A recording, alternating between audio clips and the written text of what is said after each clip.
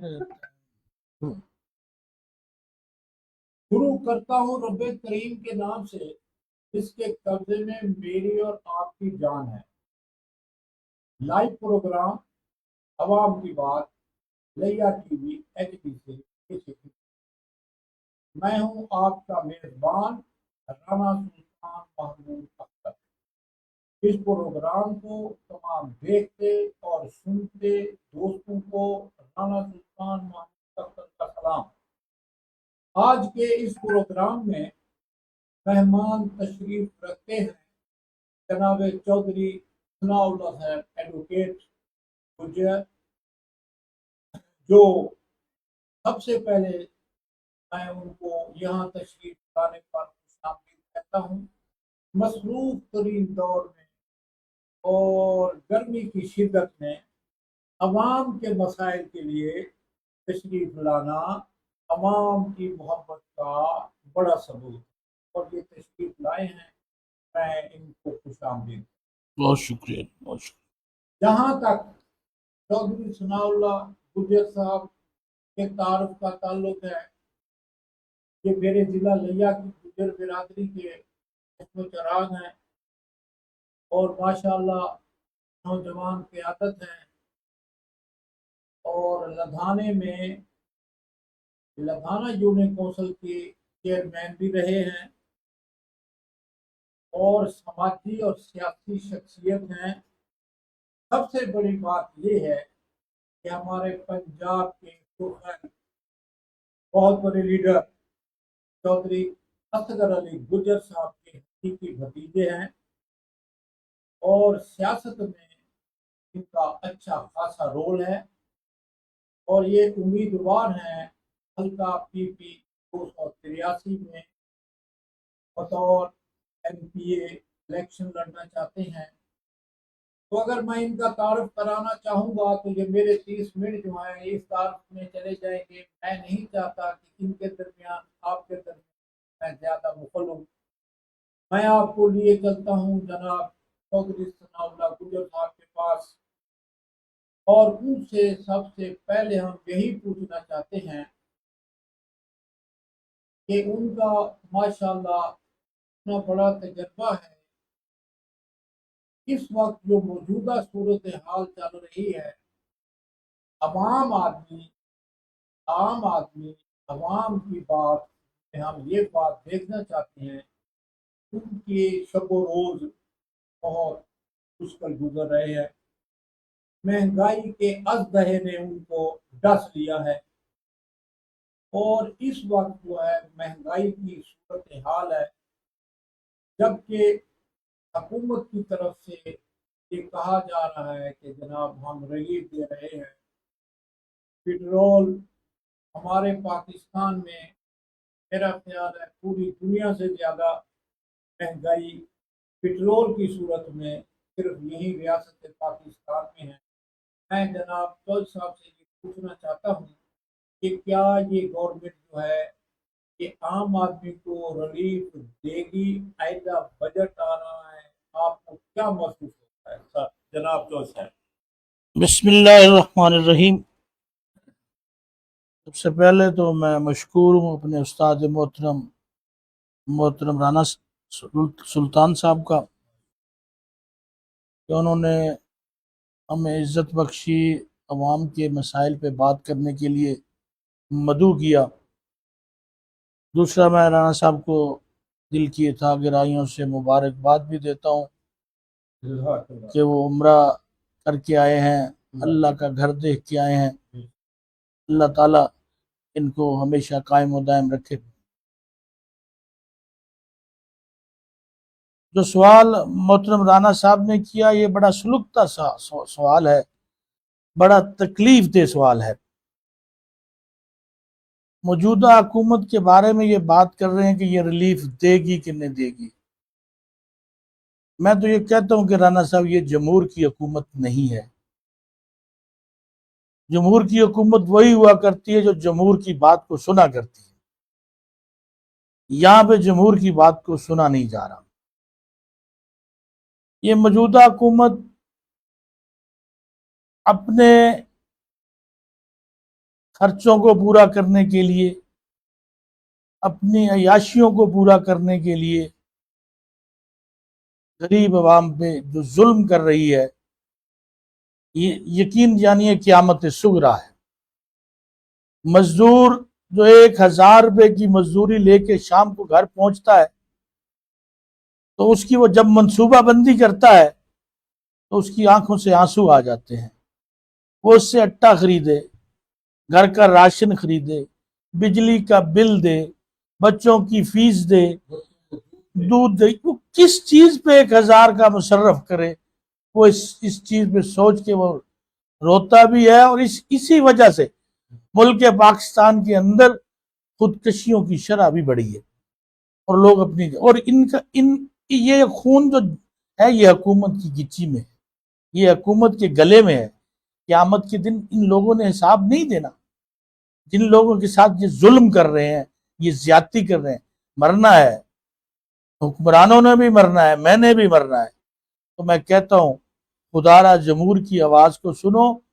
پوری دنیا کے اندر ڈیزل اور پٹرول کہیں بھی مہنگا نہیں ہوا، اور یہاں پہ ڈیزل اور پٹرول اسمانوں پہ بات کر رہے ہیں۔ 408 روپے، 412 روپے، یہ کسی کی کیپیسٹی ہے کہ یہ وہ آئل خرید سکے؟ میں اب جب لدھانہ سے چلا ہوں تو میں نے بھی اپنی پاکٹ کو دیکھا ہے کہ میں نے 2500 کا تیل لگا کر آنا اور جانا ہے۔ ہم چاہتے ہیں کہ ہم عوام کی خدمت کریں، ان حالات میں عوام کی خدمت کرنا، ان کے کام آنا بہت مشکل ہے، اور انتہائی مشکل ہے۔ وہ تو آ سکتا ہے جس کے پاس سرمایہ ہے، بلیک منی ہے، وہ تو یہ کام کر سکتا ہے۔ ایک ورکر، ایک جو کارکن خدمت کرنا چاہتا ہے عوام کی، اس کے لیے بھی بڑے مسائل ہیں۔ تو میں حکومت وقت سے کہتا ہوں، چاہے آپ جمہور کی حکومت نہیں ہو، حکمران تو ہو، انسان تو ہو، اللہ کو جواب دے تو ہو، تو خدا را اس قوم پر، اس عوام پر رحم کریں۔ مہنگائی کا جو اژدہا ہے، مہنگائی کا جو طوفان ہے، اس میں کمی لا کر غریب کسانوں کو، مزدوروں کو اور سفید پوش لوگوں کو، ان کے لیے آسانی پیدا کرو، ان کے لیے آسائش پیدا کرو، تاکہ آپ کے لیے دعائیں نکل سکیں۔ اور یہ سب سے بڑا المیہ اس وقت ملک پاکستان میں مہنگائی کا ہے۔ جی رانا صاحب۔ خدمت نوع بشر میں سخت اور خونی جگر، انفرادی لذتوں کی آرزو کچھ بھی نہیں۔ چوئی صاحب کی شعر کے مصداق، چوئی صاحب کی کوشش بالکل بجا فرمایا کہ اس خدمت کے لیے اپنے ذاتی وسائل بھی خرچ کرنے پڑتے ہیں، وقت کی قربانی بھی دینی پڑتی ہے۔ وہ لدھانے سے یہاں تشریف لائے، باقی مہنگائی کے اس دور میں، پیٹرول کی اس مہنگے ترین دور میں جو ہے آنا جانا بہت مشکل ہے۔ تو یہ بات ان کی درست ہے، گورنمنٹ کو، ارباب اختیار کو سوچ کے ناخن لینا چاہیے اور عام آدمی کے بارے میں سوچنا چاہیے۔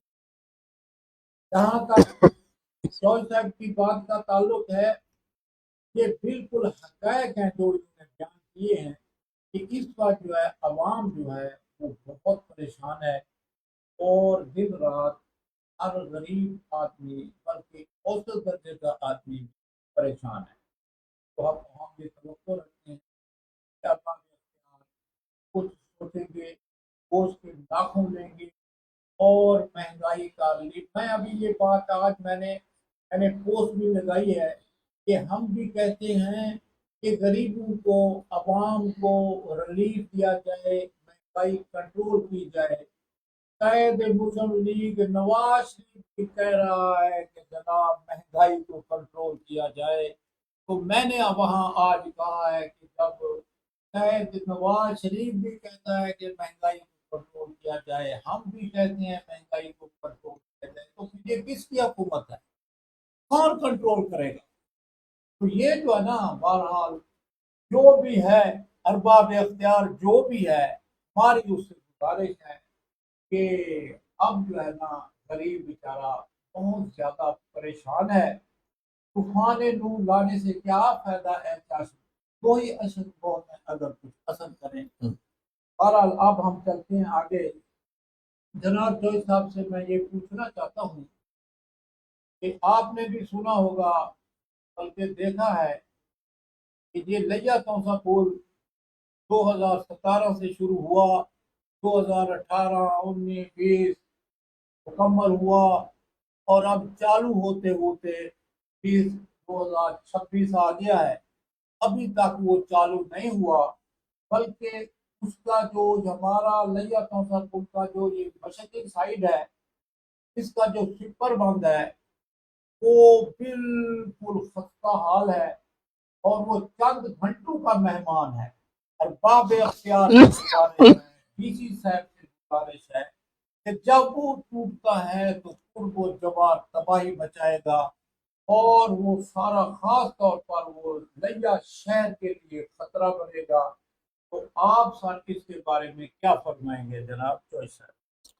राना साहब, पहली बात तो ये है कि ये लिया तौसा पुल जो है जी ये 2017 और 16 की बात नहीं है। जी जहाँ तक मुझे याद आता है कि ये 1990 की बात है। जी उस वक्त ये लिया तौसा पुल की बुनियाद रखी गई अस्करी लिहाज से। उस वक्त गालिबन नवाज शरीफ बिल्कुल 90 या 93 यहाँ पे वो दुरुस्त है। इफ्तिताह वगैरह भी करके गए। और ये एक निस्फ सदी का किस्सा है जी और अवाम को हर आने वाला हुक्मरान लॉलीपॉप देता है और डुगडुगी बजाता है। मजाक बन और वो इससे जो सियासतदान भी है हमारे, जी जो अरबाब इख्तियार हैं, वो भी अब हर इलेक्शन में इस पुल को कैश करने की कोशिश करते हैं। अब अलमिया ये है कि ये पुल बजाय सहूलत देने के ये पुल शहरी आबादी के लिए वबाल जान बन गया। और जहां तक मेरी शुनीद में आया है कि सिपर बहुत नाजुक हालत में है, तो यकीनन अगर वो सिपर को नुकसान हुआ, वहां से वो सिपर टूटा, तो शहरी आबादी में पानी आएगा और यहाँ पे अब मखलूक खुदा परेशान होगी। इससे पहले कि मखलूक खुदा किसी अजाब में मुब्तला हो, मैं इंतजामिया से कहना चाहता हूँ कि इस पर बर वक्त तौर पर काम किया जाए। इस पर जो एक्शन वो फौरी तौर पे लिया जाए। अगर एक्शन न लिया गया, अवाम ने वैसे भी पानी में डूब के मरना है, इससे बेहतर नहीं कि हम रोड पे आके मर जाए। तो हम एहतजाज का हक भी रखते हैं।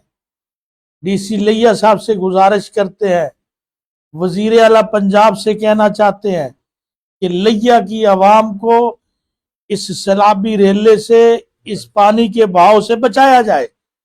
अगर ऐसा न किया गया तो इंशाल्लाह मैं अपने कारकुनों के साथ इंशाल्लाह हम रोड पे होंगे और इस हुकूमत को और इस इंतजामिया को मजबूर करेंगे कि वो इस सिपर को मजबूत करें और ऐसा लाए अमल इख्तियार करें जिससे शहरी आबादी महफूज रह सके।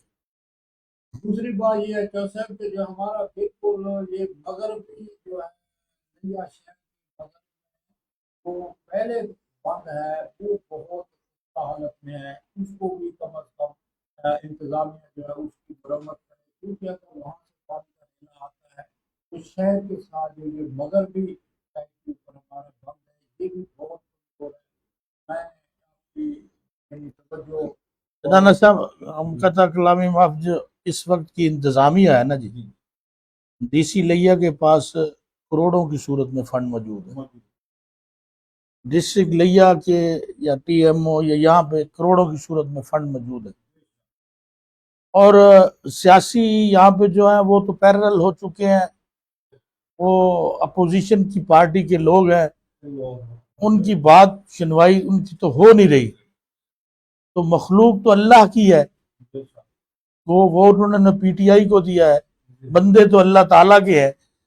इनके लिए मैं डीसी लिया, ये भी एक सियासी ख़ानदान से ताल्लुक़ रखते हैं, ये अवाम की मजबूरियां भी समझते हैं।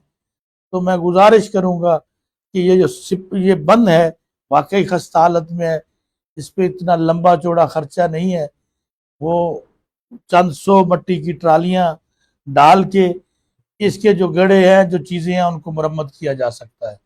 तो मैं उम्मीद करूंगा कि डीसी लिया साहब हमारी आवाज़ को वज़न देंगे और इस पे फौरी एक्शन लेंगे। डॉक्टर साहब, आप 283 हल्का पीपी के उम्मीदवार भी हैं, तो मैं जनाब से ये पूछना चाहता हूँ कि उस हल्के में आपके चचा मोहतरम डॉक्टर असगर गुजर साहब एमपीए रहे हैं, उन्होंने अपने दौर में उस हल्के में काम जो खास खास काम करवाए हैं, आप उनका भी जिक्र कीजिएगा। और इस वक्त वहाँ जो एमपीए हैं, 4 साल 3 दफा या 4 दफा जो एमपीए बने हैं, महारिजाद चलाना साहब जो नून लीग के डिवीजनल सदर भी हैं, और वो इलेक्शन में शिकस्त भी खा गए हैं। इसकी वजह क्या है कि जनाब वो डिवीजन सदर होकर भी अपने आप को यानी इलेक्शन में ना बचा सके? राना साहब, यकीनन वो 3 दफ़ा हमारा वो हल्का रहा है जी मासवाए पहाड़पुर और नशेब के कुछ इलाका के। जी बाकी कोट सुल्तान, जमन शाह, तिरिस्ता, 72, 64, मरहान, ये सब यूनियन कौंसलें हमारे हल्का का हिस्सा रही हैं। जी मैं एक बात दावे से कह सकता हूँ, मुझे फ़ख्र है कि मैं ऐसी क़यादत के नीचे तरबियत पाया हूँ। मेरी छोटी उम्र ही थी उस वक्त, तो सब जो है वो स्कूल और हॉस्पिटल जो है ना, उन पे बहुत काम करते थे, क्योंकि उस वक्त स्कूलों की अशद ज़रूरत थी, हॉस्पिटल्स की भी ज़रूरत थी। जैसे मार इजाज इचलाना के घर में मौजूद जो हॉस्पिटल है वो चौरी अस्सी साहब ने दिया हुआ, उसके घर में मौजूद जो स्कूल है वो चौरी अस्सी साहब ने दिया। तो सबके वो दोस्त थे मार सईद, वो उनकी वसातत से उनको वहाँ पे वो उन्होंने ये हॉस्पिटल और स्कूल दिया। कोट सुल्तान से लेकर जी मिरहान के एंड तक जितनी बस्तियां मौजूद हैं, जी मैं दावे से कहता हूं कि चौथ साहब जो दर्जा 4 की पोस्ट थी वो लैंड लेस लोगों को दिया करते थे, जिनके पास जमीन नहीं होती थी। उन उन लोगों को वो हर बस्ती के अंदर आप जाके देख सकते हैं, हर बरादरी के अंदर जा सकते हैं जो लैंडलेस बरादरियां हैं। अगर उनमें चौथ साहब के अपॉइंटेड लोग ना हो तो मैं यहां से इलेक्शन कभी नहीं लड़ूंगा। और उसमें बहुत सारी बरादरियां हैं, उसमें दरखान बरादरी है, भुट्टा बरादरी है, मोची बरादरी है, नाई बरादरी है, यानी इतनी बरादरियां हैं। वो सब के अंदर चौथ साहब ने वहां पे मुलाजमतें दी, और चौथ साहब का ये कुलिया था कि दर्जा 4 मैं उस शख्स को दूंगा जो लैंडलेस होगा। और हर गांव के अंदर, हर बस्ती के अंदर प्राइमरी स्कूल चौथ साहब का दिया हुआ है, और आज भी अल्हम्दुलिल्लाह उनके नाम की प्लेटें वहां पे मौजूद है। और ये जम्मन शाह से लेकर ये सड़क जो है ये चौथ साहब ने दी हुई है लधाना तक, फिर लधाना से लेकर दोरी तक जो दरमियान से सड़क है ये चौथ साहब ने दी हुई है। यानी 20 काम ऐसे हैं जो चौथ साहब ने, कोई चक ऐसा नहीं जहां पे चौथ साहब का तरक्याती काम ना हो। तो अल्हम्दुलिल्लाह उसी विजन के साथ मैं उस हल्का में हूँ। हमारे दोस्त अहबाब भी हैं, पुराने कारकुनान भी हैं, मेरी पार्टी के लोग भी हैं, और इंशाल्लाह अल्हम्दुलिल्लाह काम जारी है। बाकी वही होगा जो अल्लाह को मंजूर होगा। हमारे जहाज इचलाना साहब ने भी काम करवाए हैं, तरक्याती काम की है। हमने अपोजिशन में रह के वहां पे काम करवाया। इनके पास मिनिस्ट्रियां भी थी, 2 एमपीए शिप्स भी थी, खुद भी एमपीए थे, इनकी मिसेस भी एमपीए थी। उनके मुकाबले में अब भी अगर कोई मुकाबला मुनाजरा करना चाहे कामों के लिहाज से तो मैं हाजिर बैठा। मेरा एक सवाल राना साहब आपसे भी है। जी जी डिवीजन बनाओ तहरीक आपने शुरू कर रखी है, इसके अंदर मुझे कुछ जान नजर नहीं आती। نام کی ڈویژن بناؤ تحریک ہے. ڈویژن بناؤ تحریک کے لیے تو سب سے پہلے اس کی باڈی، اس کا بیت المال، اس کی فنڈنگ، عوام کو آرگنائز کرنا اور ڈیلی ویجز پہ کوئی نہ کوئی پروگرام کرنا. میں سمجھتا ہوں کہ کوئی بھی تحریک چلانے کے لیے اس کے لیے فنڈنگ کی ضرورت ہے. اس سلسلے میں نہ آپ کی کوئی کوشش ہے نہ کوئی کاوش ہے، آپ اپنے ہی بل بوتے پہ جو رابطے کرتے سو کرتے ہیں، ادروائز کوئی سسٹم نہیں ہے.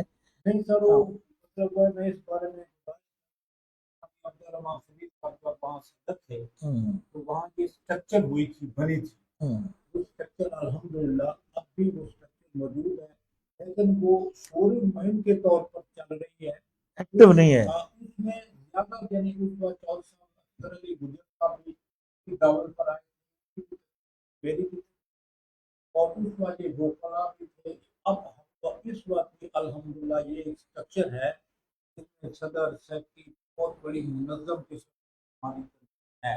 البتہ یہ بات درست ہے کہ اس کو جس لیول پر عوام کے اندر جانا چاہیے تھا موبلائز وہ نہیں کر. ہمارے جو ہے وسائل کی کمی کی وجہ سے وہاں تک ابھی تک ہم نہیں پہنچے.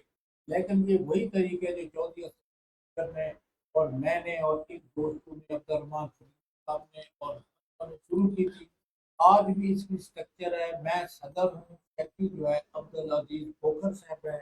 اسی طرح جو ہے یہ ساری جتنے بھی یہاں دوست میری رائے ہے کہ ٹھیک ہے اسٹرکچر موجود ہے، اس کو موبلائز نہیں کیا جا رہا.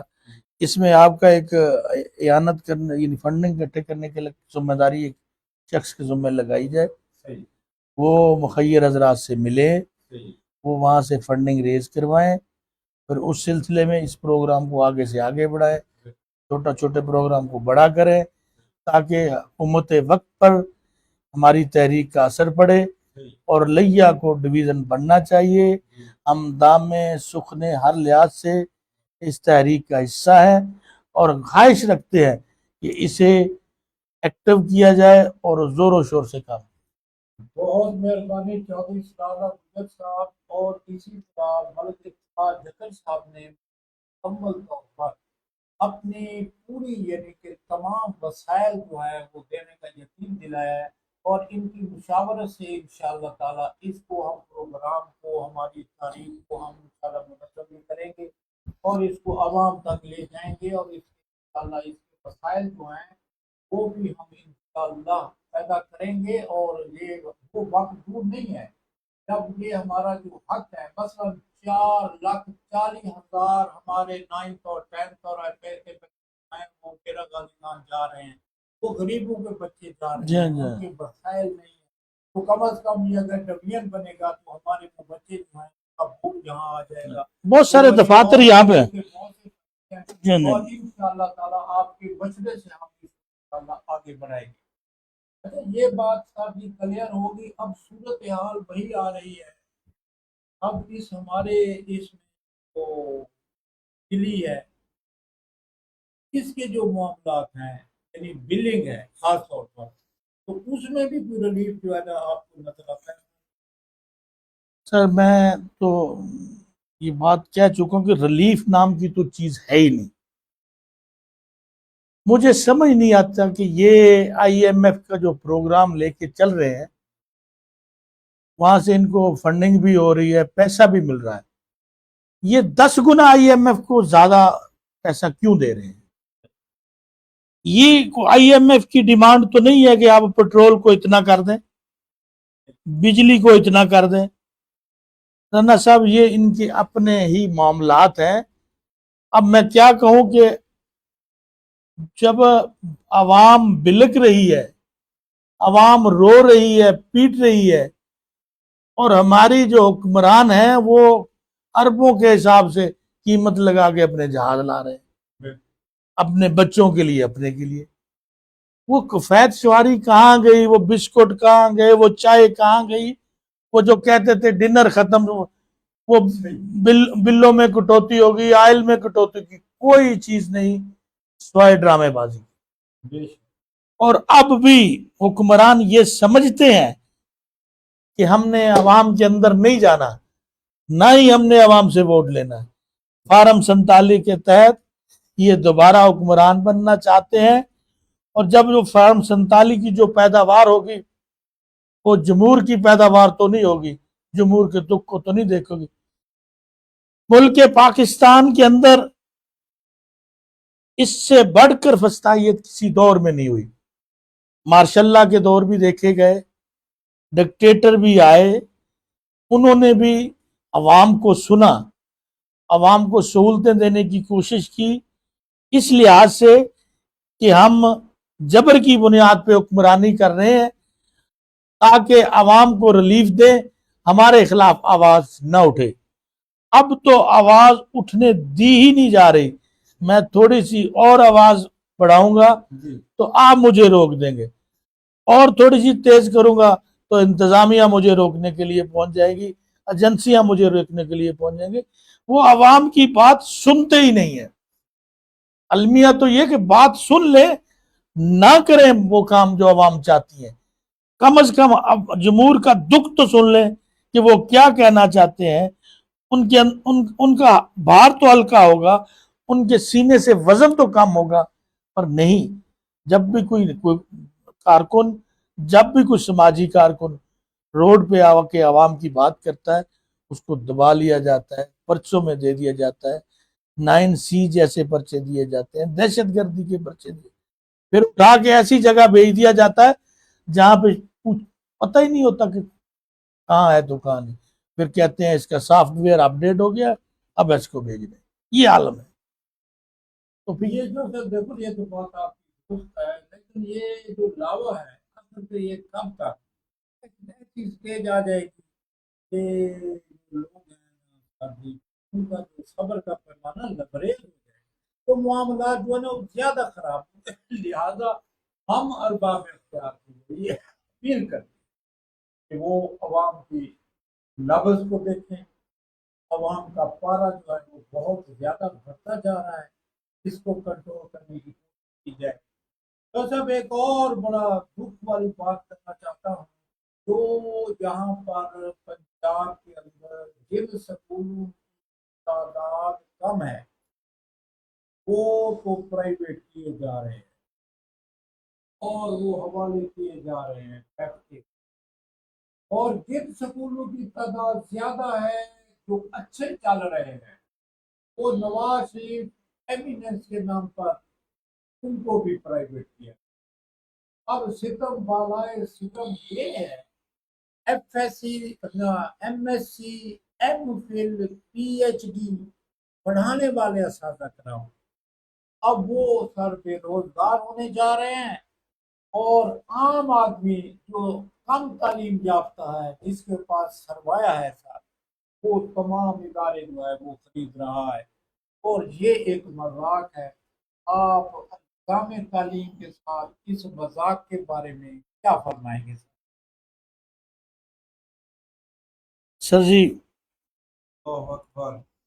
یہ ایک نظام تعلیم کا المیہ نہیں ہے، محکمہ صحت کو آپ لے لیں۔ بالکل محکمہ محکمہ صحت کے جو بی ایچ یو ہیں، ہاسپٹل ہیں، وہ ڈاکٹرز کے حوالے کر دیے گئے ہیں، ان کو 5 یا 6 لاکھ روپے مہینہ فنڈنگ دی جا رہی ہے، وہ اسی لحاظ سے ملازموں کو رکھ رہے ہیں، اسی لحاظ سے وہ میڈیسن رکھ رہے ہیں، اور انہوں نے ادھر سے پرافٹ بھی لینا ہے، اور اسی طرح یہ تعلیم کا بیڑا غرق کرنے پہ تل گئے ہیں۔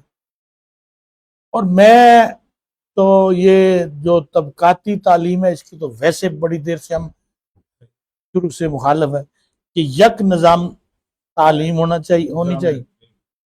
جو بچہ ٹاٹ کے سکول پہ پڑھتا اس کا سلیبس بھی وہی ہو، جو آکسفورڈ میں پڑھ رہا اس کا سلیبس بھی وہی ہو۔ تو یہ طبقاتی نظام تعلیم، یہ المیہ ہے، یہ بہت بڑا ظلم ہے۔ تو اب یہ جو سکول ہمارے بچے تھے، جو اساتذہ محنت کر رہے تھے، گورنمنٹ کے سکول تھے، غریب لوگ اپنے بچے وہاں داخل کر دیتے، پرائیویٹ کیے جا رہے ہیں، پیف کو دیے جا رہے ہیں۔ اور یہ پیف والے جو سکول ہیں، یہ ایسے ہی ہے کہ کسی تاجر کو کہہ دیا جائے کہ یہ منڈی لگی ہے، تو اس سے جتنا اناج لینا ہے لے لے. وہ اسی طرح کرتے ہیں. انہوں نے فرضی طور پہ اسٹوڈنٹ پورے کرنے ہوتے ہیں. جب کسی کا دورہ ہوتا ہے وہ بچے اکٹھے کر کے ان کو دکھا دیتے ہیں اور جو ان کے پیسے ہیں وہ اپنی جیب میں ڈالتے ہیں. یہ بھی لوگوں کو نوازا سب سے زیادہ. تعلیم کا بیڑا غرق کر دیا ہے. اساتذہ کی اہمیت کو ختم کر دیا گیا ہے. اور میں اب یہ اپنے بچوں کے بارے میں کہنا چاہوں کہ وہ ریڈنگ کے تو ماسٹر ہیں. جو مرضی وہ پڑھا لو پڑھتے ہیں. اردو ان کو نہیں آتا. انگلش جو پڑھ رہے ہیں وہ ان کو نہیں پتا کہ اس کے معنی کیا ہے, اس کے مقاصد کیا ہے. وہ صرف ہمیں تو ریڈنگ کیا جو انتہائی برا نظام تعلیم ہے. اور آپ اس نظام تعلیم سے توقع کریں کوئی دانشور پیدا ہوگا, کوئی سائنسدان پیدا ہوگا, کوئی دانا لوگ پیدا ہوں گے, کوئی بڑے لوگ پیدا ہوں گے. قطعاً نہیں, ایسا قطعاً نہیں ہوگا. یہ قوم کے ساتھ ظلم کیا جا رہا ہے.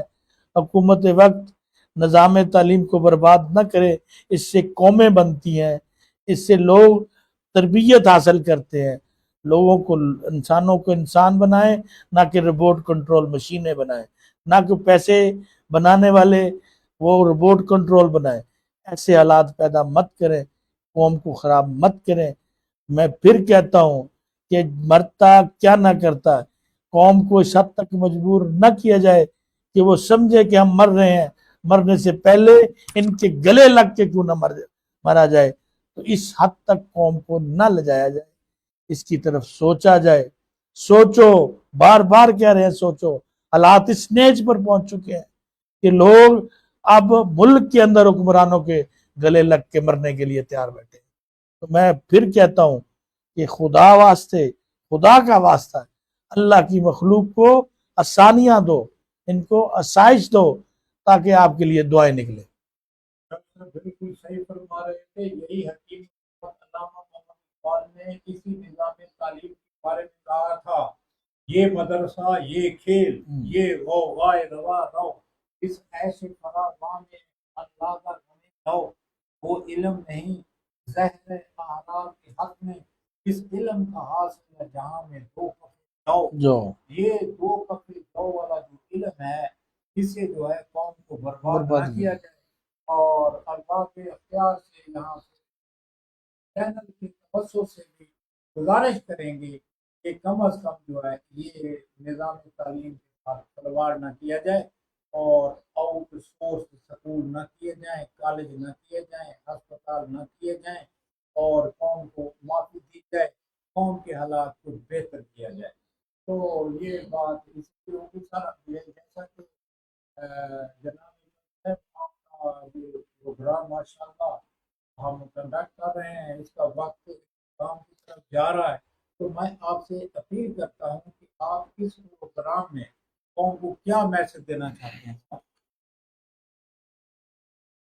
میری قوم, میں سمجھتا ہوں کہ اس وقت بڑی دکھی ہے, بڑی بے بس اور لاچار ہے. ظلم کے پہاڑ ہیں.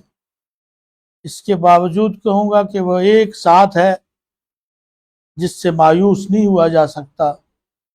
اللہ پہ توقع رکھیں, دعا کریں اس وقت کے لیے کہ یہاں پہ کچھ صالح حکمران آئے جو آج جیل کی صعوبتیں برداشت کر رہا ہے. میں اللہ سے دعا کرتا ہوں کہ اللہ تعالیٰ ایسے حکمرانوں کو باہر نکالے جو قوم کے لیے آسانیاں پیدا کرے. میں قوم سے پھر اپیل کروں گا کہ دعا بھی کریں, جد و جہد بھی کریں, اور قیدی نمبر 804 کے لیے آپ باہر بھی نکلیں اور احتجاج بھی کریں اور اس کی رہائی کا مطالبہ بھی کریں. بہت شکریہ, بڑی مہربانی. کرنا چاہتا ہوں کہ آپ یہاں تشریف لائے. رانا صاحب آپ کی محبتوں کا بہت شکریہ. آئندہ بھی آپ سے یہ توقع ہے کہ آپ انشاءاللہ. اور اسی طرح میں اپنے تمام کرتا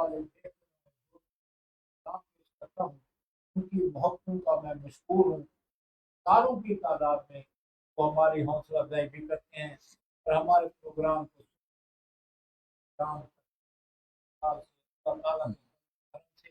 عوام کی بات جو ہے بڑی کامیابی سے آپ گامزن ہے، اور میں یہ توقع رکھتا ہوں کہ آپ ہماری طرح حوصلہ افزائی کریں۔ ہمارے بہت سے مسئلے جو ہیں وہ یہاں ارباب اختیار کے سامنے چلے جاتے ہیں، اس میں بہت سے حل بھی ہو رہے ہیں انشاءاللہ، اور حل بھی ہو جائیں گے۔